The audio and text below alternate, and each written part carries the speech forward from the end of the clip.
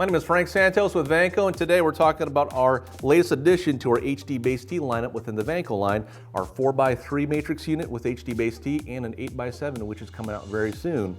Now, both units actually include all receivers in the box for you, so it comes as a complete kit, which is great. Nothing that you need to buy separately, all included. Now, with the outputs on it, obviously you have HDBaseT, so HDBaseT will output 4K up to 131 feet and 1080p up to 230 feet. All outputs also have HDCP 2.2. Additional outputs, you obviously have IR for control, you have analog audio, digital audio, RS-232, and an IP port for control.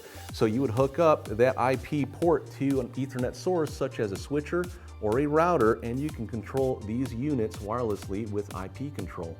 With the receivers, they are POC, power over cable, so the matrix unit will send power to each receiver, resulting in a much easier installation at each display location. So again, these are the latest additions to our HDBaseT lineup. For more information, visit us at vanco1.com.